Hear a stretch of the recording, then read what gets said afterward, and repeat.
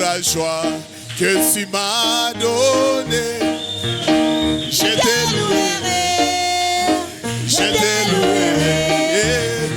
Oh, pour la paix que tu m'as donnée, je te louerai, papa. Oh, que ferais-je pour toi,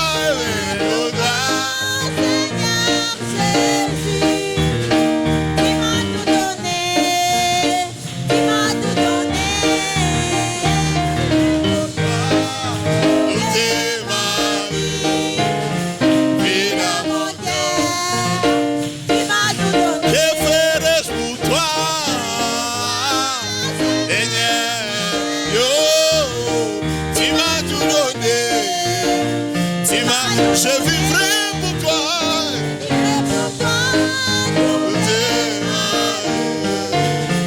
Et dans mon cœur, que ferais-je pour toi, que ferais-je pour toi, papa. Tu m'as tout donné, tu m'as tout donné. Pour toi,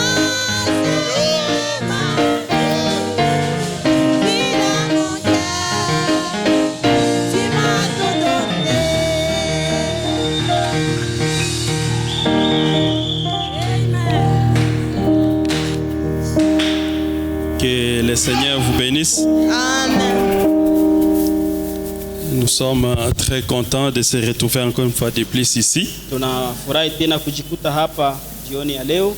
Ici dans la maison du Seigneur. Hapa nyumba ya Bwana. Je vous demanderai que chacun dise à celui qui est à côté de lui que le Seigneur lui bénisse. Niomba kila mmoja wetu ambie ndugu yake Mungu akubariki. Amen. Que Dieu vous bénisse. Mungu awabariki. Nous sommes très contents d'être là dans la maison du Seigneur. Tunafurahi kuwa hapa ndani ya nyumba la Bwana. C'est un plaisir renouvelé. Inakuwa tena ni furaha ambayo tunarudisha upya. Amen. En tout cas, il y a de quoi lui remercier.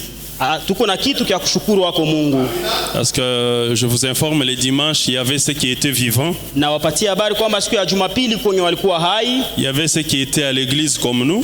Na kuna wengine walikuwa kanisani sawa sisi. Mais à l'heure où je vous parle, ils sont déjà enterrés. Lakini kwa hii wakati niko nawaambia wameisha zikwa. Sous la terre déjà. Na wako chini ya budongo sai. Mais qu'est-ce que nous avons donné à Dieu? Je, kuna kitu sisi tulipatia Mungu? Est-ce que ceux qui sont morts, ils sont des pécheurs? Je, wale walikufa au ni watenda zambi? Et que nous, c'est nous qui sommes des saints? Na je, sisi ndio watakatifu? Est-ce qu'il n'y a pas de quoi acclamer le Seigneur? Je, hakuna kia kumpigia Bwana makofi? Alors comme nous sommes debout, nous allons lire dans la Bible. Tasimama tusome Biblia. Je suis dans Luc chapitre 17. Tuko katika kitabu cha Luka sura 17.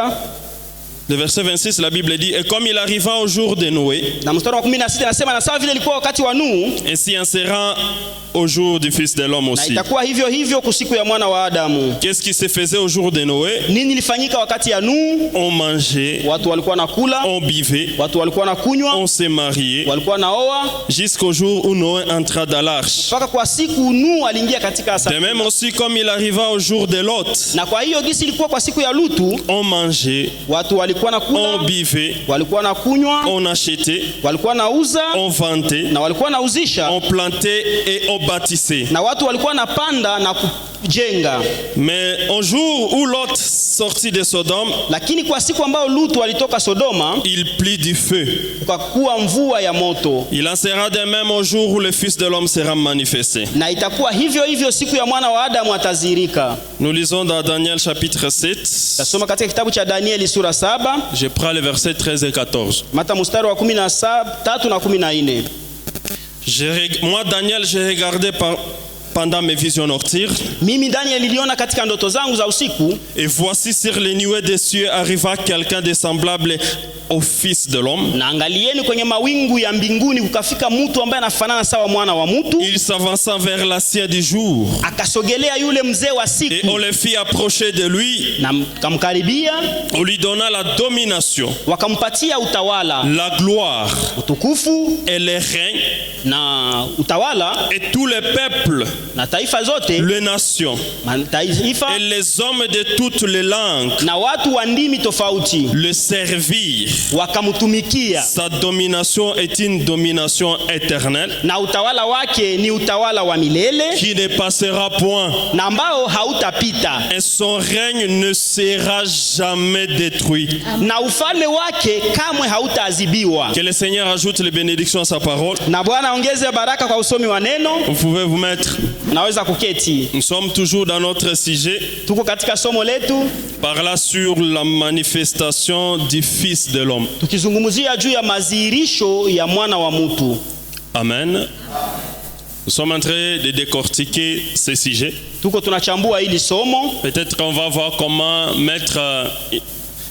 le finaliser le dimanche. Tutaona namna gani siku ya Jumapili tutaimaliza. Mais nous sommes en train de parler sur la manifestation du Fils de l'homme. Lakini tuko tunazungumzia juu ya madhihirisho ya mwana wa mtu. Et quand nous avons commencé ce sujet, Na wakati tulianza hii somo, Frère Branham nous a dit ndugu Branham alituambia que Fils de l'homme veut dire prophète. mwana wa Adamu maana yake nabii. À chaque fois, Dieu voulait s'adresser aux prophètes dans la Bible. Wakati yote Mungu alikuwa anatafuta kumwambia nabii mu Biblia, Il les appelait Fils de l'homme. hao manabii Mungu alikuwa anawaita mwana wa mtu. Et la première personne que Dieu a appelée Fils de l'homme, c'était le prophète Ézéchiel. Na mtu wa kwanza Mungu alimuita mwana wa Adamu alikuwa ni nabii Ezekia. D'Ézéchiel 2, je pense le verset 1 à 4. Na wazia Ezekia sura 2 mstari wa 1 mpaka 4. Ézéchiel dit, Ezekia anasema, est-ce que nous pouvons lire cela? je tunaweza Il kuisoma? dit, il me dit, Fils de l'homme, Akaniambia, mwana wa Adamu, tiens-toi sur tes pieds et je te parlerai. simamia kwenye miguu yako na nitakuzungumzia. Dès qu'il m'eut adressé ce mot, Wakati yeye aliniambia hayo maneno, l'esprit entra en moi roho ikaingia ndani mwangu et me fit tenir sur mes pieds, na ikanileta nisimamie kwa miguu et yangu, j'ai attendu ce qu'il me parlait. na nikakuwa nikisikia yale ambayo alikuwa La ananizungumzia. première personne que Dieu appelle Fils de l'homme, Mtu wa kwanza Mungu anamuita mwana wa Adamu c'est Ézéchiel. ni Ezekia. Et Ézéchiel nous dit, Ezekia anatuambia quand Dieu l'a appelé Fils de l'homme, wakati Mungu alimuita mwana wa c'est Adamu, là que l'Esprit de Dieu est entré en lui. na ni hapo ndipo roho ya Mungu iliingia ndani yake. Ça veut dire l'expression Fils de l'homme, Ni kusema ile tamko mwana wa mtu, c'est ce qui a déclenché l'Esprit de Dieu en Ézéchiel. na ni hiyo ndio iliripua roho wa Mungu ndani ya Ezekieli. Il dit, c'est quand il m'appela Fils de l'homme Wakati aliniita mwana wa Adamu, que je fus saisi en esprit. na ni hapo ndipo nilishikwa ndani ya Et la roho. deuxième personne, c'est Daniel. Na mtu wa pili ni Danieli. Dans Daniel 8, le verset 16 à 17. Ndani ya Danieli sura 2 mstari wa 16 na 17. Ici, Daniel, ce n'est plus Dieu qui l'appelle Fils de l'homme, Hapa Danieli sio Mungu ndio anamuita mwana wa mtu, mais ici, c'est l'ange Gabriel qui va appeler Daniel Fils de l'homme. lakini ni malaika Gabrieli ndiye anaita Danieli mwana wa mtu. Fils de l'homme veut dire prophète. Mwana wa Adamu inamaanisha nabii. Est-ce que nous sommes ensemble? Je, tuko pamoja? Maintenant, quand Frère Branham veut essayer de distinguer Fils de l'homme de Luc 17:30, Lakini wakati ndugu Branham anatafuta tofautisha mwana wa Adamu na Luka et 17:13, Fils de l'homme selon Ézéchiel et Daniel et les autres, mwana wa Adamu kulingana na Ezekieli, Danieli na kadhalika, c'est là que Frère Branham va nous différencier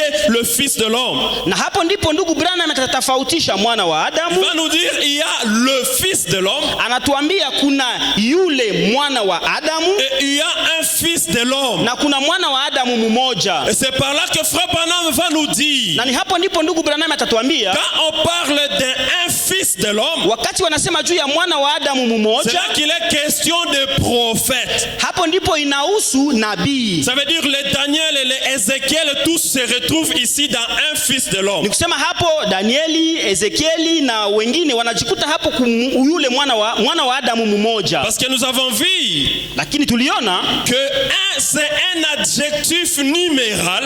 Tuliona kwamba ile moja ni zihirisho ya tarakimu. Or tout adjectif numéral, Kila zihirisho ya tarakimu ça cherche à référer à un ou plusieurs entités dans un contexte. inataka kuonesha kitu moja ama mahali mingi musemi moja. Ça veut dire la chose essentielle n'est pas déterminée. Ni kusema ile kitu ya umuhimu habaioneshe vizuri. Ça veut dire ici il peut être question d'une seule personne ou de plusieurs personnes. Ni kusema hapa inaweza husu mtu mmoja ama watu wengi. Mais quand Frère Branham il met l'article définit le. Lakini wakati ndugu Branham anatia elezo ya kueleza mtu mmoja, Le fils de l'homme. yule mtu, Ici il est question d'une seule personne. hapa inaonesha mtu mmoja.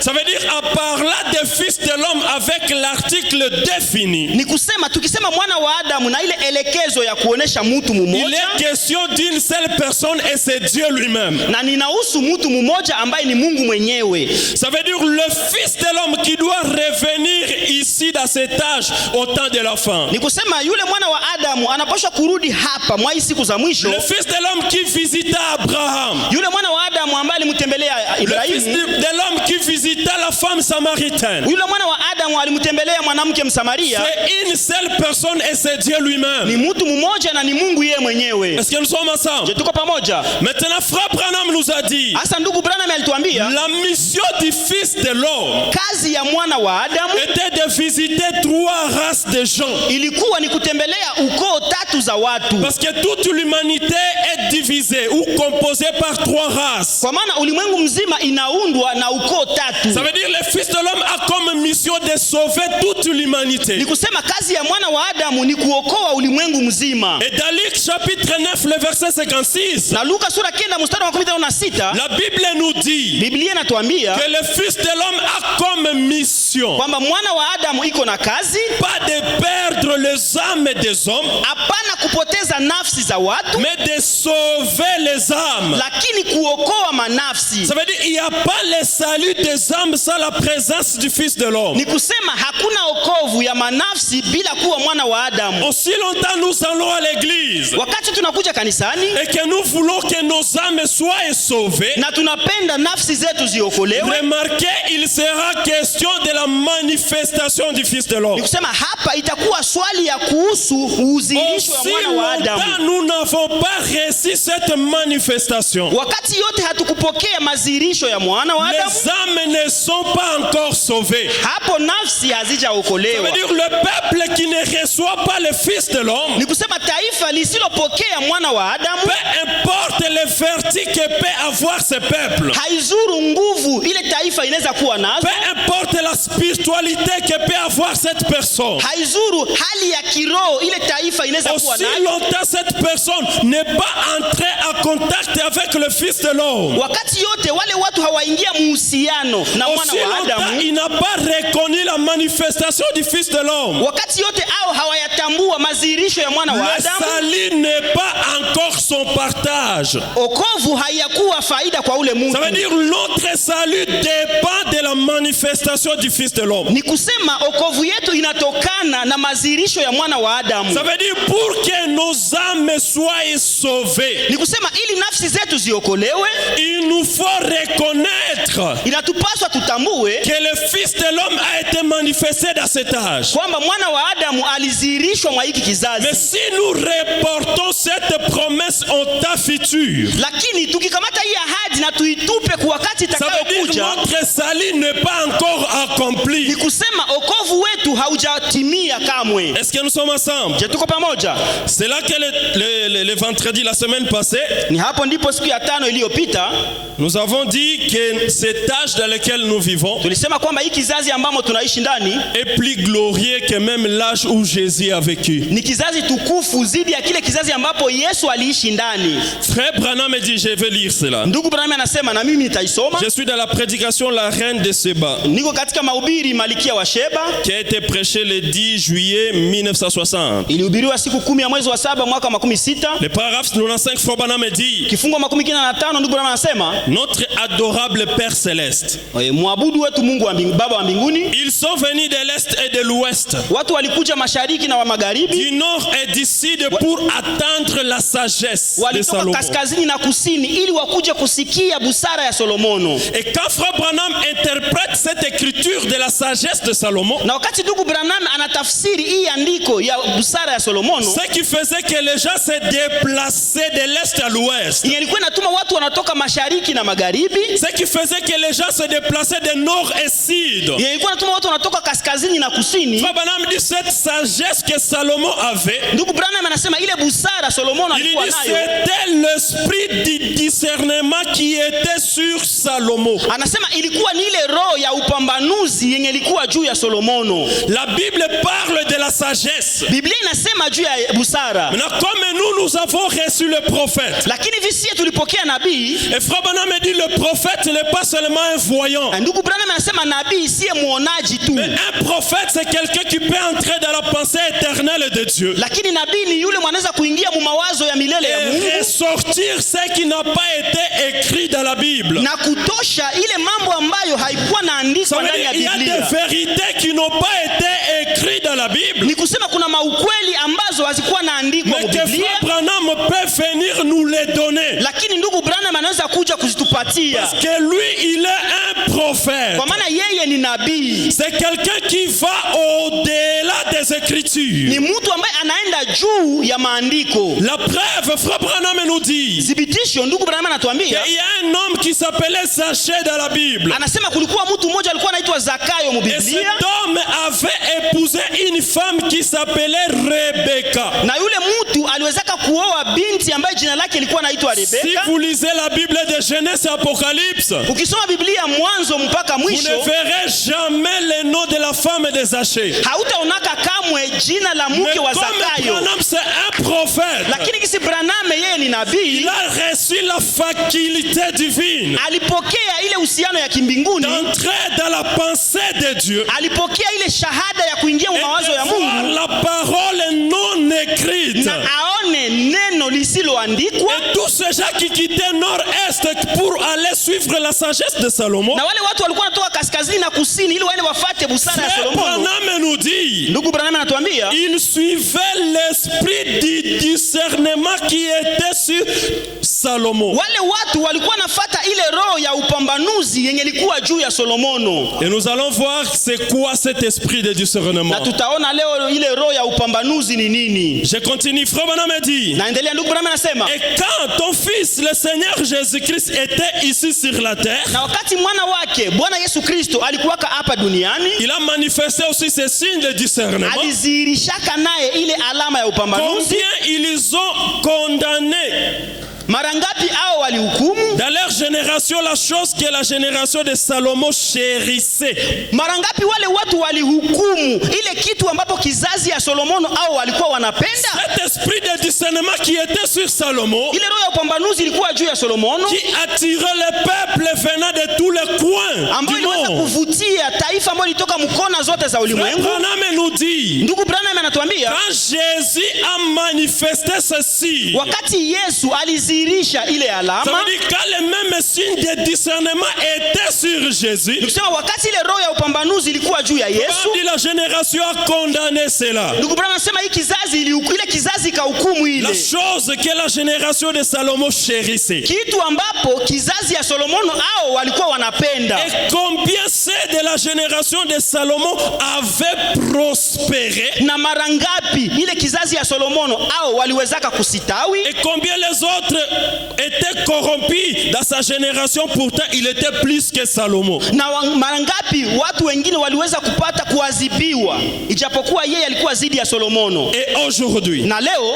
ici Frère Branham explique kama ndugu Branham anafasiria le signe du Messie qui est le discernement de la pensée. ile alama ya Masihi ambayo ni upambanuzi wa roho. Quand Salomon l'avait manifesté, Wakati Solomono Solomono aliizirisha. Ce peuple qui avait écouté, qui avait vu ces signes, Ile taifa yenye lisikiaka ama ilionaka ile c'est alama. un peuple qui était entré dans la prospérité. Ni taifa ambao iliingiaka mkusitawi. Frère Branham nous dit Ndugu Branham anatuambia que les gens qui ont vu ces signes sur Jésus, watu ambao walionaka ile alama juu ya Yesu, ils ont condamné cela. wale wakahukumu Or, ile. c'est la chose qui a mené la prospérité sur le peuple de Salomon. Ijapokuwa ile kitu yenye walihukumu ndio ililetaka kusitawi kutaifa la Ça veut Solomono. dire notre prospérité Ndugu Branham anasema ni kusema kusitawi kwetu dépend du signe que va manifester le Fils de l'homme. inatokana na alama yenye mwana wa Adamu atazihirisha. Parce que ce signe, quand ça avait été manifesté, Kwa maana ile alama wakati iliweza ça a kuzihirishwa produit un peuple prospère. ikazaa taifa ambalo linasitawi. Mais quand Jésus a appliqué le même signe, Lakini wakati Yesu alitenda ile ils ont ishara, condamné cela. hao wakahukumu On a dit, ile. pourtant, lui, il était plus que Salomon. Ndugu Branham anasema ijapokuwa yeye alikuwa zidi ya Sulemani. Maintenant, écoutez. Sasa Et sikieni, aujourd'hui, na leo Père, Baba, c'est un jour plus glorieux que celui où tu nous avais visité ici sur la terre dans un corps de chair. na leo ni siku ya tukufu sana zidi ya ile siku ambayo ulitutembeleaka wewe mwenyewe ukivaa mwili wa mwanadamu. Le jour où Dieu il a pris la chair humaine, Siku ambayo Mungu alikamata mwili wa mwanadamu qui était la femme de Marie, ambayo ilikuwa ni mtoto wa Maria, où il a incarné toute la divinité. ambamo Mungu aliweza kuvaa uungu wote. Branham nous dit Ndugu Branham que anatuambia le jour dans lequel nous vivons, kwamba siku ambamo tunaishi ndani, ce jour est plus glorieux anasema hii siku ni ya tukufu sana que celui où tu nous avais visité ici sur la terre dans un corps de chair. zidi ya siku ambayo Mungu aliwezaka kututembelea hapa kudunia mumwili ya mwanadamu. Pourquoi? Kwa nini? Car Kwa maana en ce jour-là, mwa hiyo siku la véritable expiation n'avait pas encore été faite. ile ondoleo la zambi la kweli lilikuwaka liyafanyika. Qu'est-ce qui fait que nous sommes dans un jour glorieux? Nini nafanya leo tukuwe msiku tukufu? C'est parce que nous vivons dans l'âge Ni kwa maana tunaishi mkizazi où la véritable expiation doit s'accomplir. ambamo ile ondoleo ya zambi ya kweli inapaswa kutimia. Quand Jésus était sur la terre Wakati Yesu alikuwa kudunia et qu'il a manifesté les signes du Messie, na akazihirisha ishara ya Masia, c'est ce signe qui allait expier le peuple. ni ile alama ndio ingewezaka kuondoa zambi za taifa. Dans Genèse 18, Mwanzo 18, quand Elohim arriva chez Abraham, wakati Elohim alifika kwa Ibrahimu, quand il discerna les pensées d'Abraham, wakati aliweza kupambanua mawazo ya il Ibrahimu, est démontré que ceci inaoneshwa kwamba ile ishara avait rajeuni Abraham. ile ishara ikaleta Ibrahimu kuwa Abraham qui kijana. était un vieillard, Yeye mwenye alikuwa shakuwa mzee, Sarah qui était une vieille femme. na huyo Sara ambaye alikuwa mama mzee, Quand le signe avait été accompli chez Abraham, lakini wakati ile ishara iliweza kutendeka kwa ce signe Ibrahimu, avait rajeuni leur corps. ile ishara, ile alama ikafanya mili yao ikuwe Ça kijana. veut dire la présence du Fils de l'homme est très importante dans cet âge. Ni kusema uwepo wa mwana wa Adamu ni ya umuhimu sana mwa hiki Si kizazi. cette présence avait rajeuni Abraham, Kama ile uwepo iliweza kufanya Ibrahimu akuwe kijana, si ce signe sur Salomon kama ile ishara juu ya Solomono avait apporté la prospérité sur tout un peuple, ililetaka kusitawi juu ya taifa, à combien plus forte raison mara ngapi sasa si nous recevons ce signe kama sisi tunapokea ile ishara dans un jour glorieux? musiku ambao ni siku tukufu? Est-ce que quelqu'un est là avec moi? Je, kuna mtu anaelewa sawa mimi? Frère Branham nous dit, Ndugu Branham le anatuambia jour de Jésus siku ya Yesu n'était pas glorieux haikukuwa siku tukufu parce que la véritable expiation n'était pas encore accomplie. kwa maana ondoleo la zambi la kweli lilikuwa haliyatimia. Est-ce que nous sommes ensemble? Je, tuko pamoja? Maintenant, frère Branham, quand est-ce que la véritable expiation s'accomplit? Sasa ndugu Branham, wakati gani ondoleo la zambi la kweli litatimia? Je suis encore dans mon introduction. Ningali mkuanza kwangu. On n'a pas encore commencé. hatuyaanza Je mahubiri. suis dans la fête des trompettes. Niko katika mahubiri sikukuu ya baragumu, Le paragraphe 200. kifungu ya 200. Oh, j'allais aimer qu'on projette ceci, mais Nilikuwa bon, on nataka va y aller. baimulike ukibambazi. Robanam dit ceci. Ndugu Branham anasema hivi, Le paragraphe 200. kifungu ya 200, La fête des trompettes. sikukuu ya baragumu Et le message du 7e ange. na ujumbe wa malaika wa 7 Est-ce que quelqu'un est là? Amen. Sous la même trompette. chini ya ile baragumu, Exactement la même chose en tout point. kweli kweli ile kitu munukta yote, Le même sceau. ile muhuri. C'est pourquoi Ni kwa ajili ya nini? le message du 7e ange, Ujumbe wa malaika wa 7 sous les mêmes trompettes, chini ya ile baragumu, sous le même sceau. chini ya ile muhuri. Maintenant, on pose la question. Ndugu Branham anauliza swali, C'est pourquoi? ni kwa ajili ya nini? Est-ce que vous êtes là? Je muko pale? Probablement répond. Ndugu Branham anajibu, C'est pour appeler les gens, ni ili waite watu, l'épouse, bibi ya harusi, à sortir de la tradition pentecôtiste watoke mwa ile mila ya Kipentekoste et de la tradition du monde na hiyo mila ya ulimwengu, pour se tourner vers la véritable expiation. ili wao wageukie ile ondoleo ya zambi ya kweli. Est-ce que nous sommes là?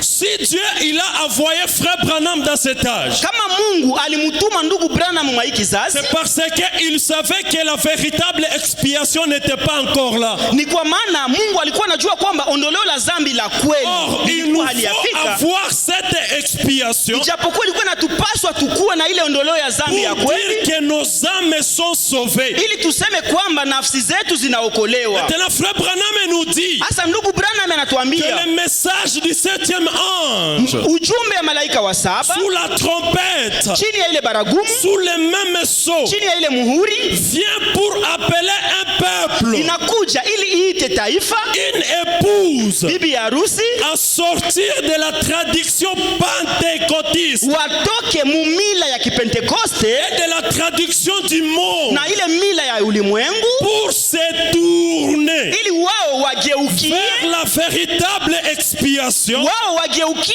ile ondoleo ya zambi ya kweli, virgule, mukato, la parole, neno, virgule, mukato, Christ personnifié dans sa parole, Kristo akifanyika mutu ndani ya neno lake, ici, hapa fait chair parmi nous. akivaa mwili katikati yetu. La véritable expiation aujourd'hui, Ondoleo la zambi la kweli leo c'est Christ personnifié. ni Kristo akifanyika mutu, Pas là-bas. hapana kule. Mais frère Branham dit ici. Ndugu Branham anasema hapa La kwetu, parole faite chair neno linaofanyika mwili parmi nous. katikati yetu.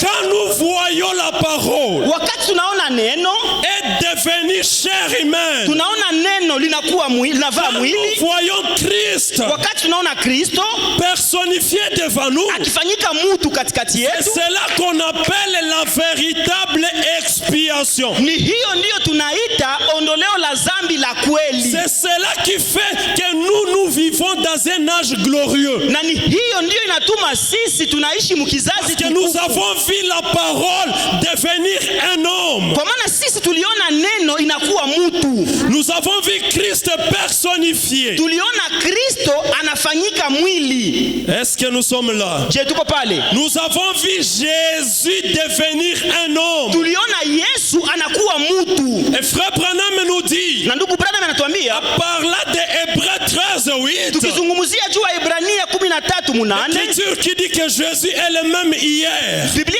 andiko linasema Bwana Yesu Kristo ni yeye yule jana, aujourd'hui éternellement. leo na milele.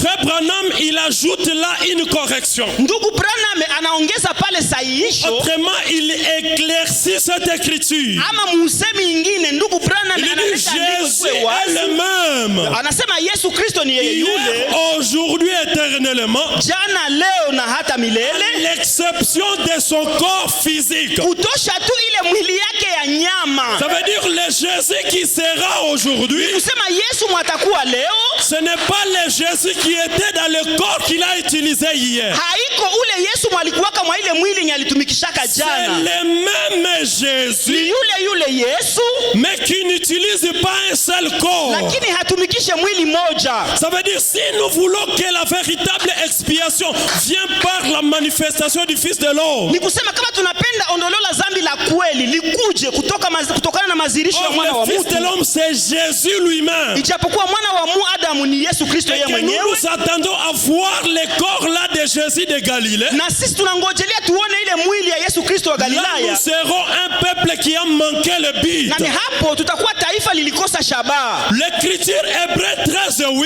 Ile andiko wa Ibrania 13 sura 8, Le corps de Galilée n'est pas dedans. ile mwili ya Galilaya haiko ndani. Il est le même à l'exception de ce corps. Ni yeye yule kutosha tu ile mwili yake ya Ça nyama. veut dire notre expiation. Ni kusema ondoleo letu la kweli la C'est quand zambi Jésus il entre dans un corps physique. ni wakati Yesu anaingia mwili wa nyama, Et le corps physique qu'il avait utilisé pour les Juifs, Na les mu- Samaritains. na mwili ya nyama ambayo alitumikisha kwa Wayahudi na Wasamaria. Nous avons vu que c'était le corps de Galilée. Tuliona kwamba ilikuwa ni ile mwili ya Galilaya, Mais quand il doit revenir ici dans le temps de la fin, lakini wakati anapaswa kurudi hapa siku za Christ mwisho, personnifié, Kristo akifanyika tena mwili, devenir la véritable expiation anakuwa tena ondoleo la zambi la kweli, pour que nos péchés soient expiés, ili zambi zetu ziondolewe, pour que nos âmes soient sauvées. ili nafsi zetu ziokolewe. Il nous faut voir Jésus Inatupaswa tumuone Yesu dans un corps physique. mumwili ya nyama. Parce que nous avons vu que Fils de l'homme Ni kwa maana tuliona kwamba mwana wa Adamu veut dire Dieu dans un corps de chair. inamaanisha Mungu mumwili ya nyama. Ça veut dire on ne peut pas voir un homme qu'on ne peut pas toucher et l'appeler Fils de l'homme. Ni kusema hatuwezi ona mtu mwenye hatuwezi gusa na tumuite mwana wa On ne Adamu. peut pas s'attendre à un homme invisible et l'appeler Fils de l'homme. Hatuwezi kujingojelea kumutu asiyeonekana na tumuite mwana wa Quand Adamu. il était Fils de l'homme dans Genèse 18, Wakati alikuwa mwana wa Adamu Mwanzo 18, c'était un homme qu'on pouvait saluer, qu'on pouvait toucher. alikuwa ni mtu mwenye unaweza kusalimia na kumgusa. Et quand il est devenu Fils de l'homme dans l'homme de Galilée, Na wakati alikuwa mwana wa Adamu mtu wa Galilaya, nous avons vu que c'était également un homme qu'on pouvait toucher. kweli kweli tuliona kwamba alikuwa ni mtu mwenye unaweza gusa. Maintenant, nous venons de voir dans la fête de trompette. Na hapa tunatoka kuona msikukuu ya baragumu. Branham nous dit, nous devons nous tourner vers la véritable expiation. Ndugu Branham anasema kwamba tunapaswa kugeukia ile ondoleo la zambi la Ça veut dire, kweli. le Fils de l'homme se manifeste pour qu'il soit lui-même la véritable expiation. Ni kusema mwana wa mtu anazirishwa yeye mwenyewe ili akuwe lile ondoleo la zambi la Ça veut dire, kweli. on n'a pas l'exaucement. Ni kusema hatuna ile kujibiliwa kwa maombi. Nous n'avons pas l'expiation de nos péchés. Ni kusema hatuna sisi ondoleo la zambi Si nous zetu. ne reconnaissons pas la manifestation du Fils de l'homme. Wakati yote sisi hatutambue mazirisho ya mwana wa Adamu. Maintenant, comme Jésus, il ne va plus utiliser ce corps. Na sasa hivi Yesu hatatumikisha tena ile mwili, Parce que nous avons vu que le corps de Galilée, kwa maana tuliona kwamba ile mwili ya Galilaya, Abraham nous avait dit ndugu Branham alituambia que ce corps n'existe plus. kwamba ile mwili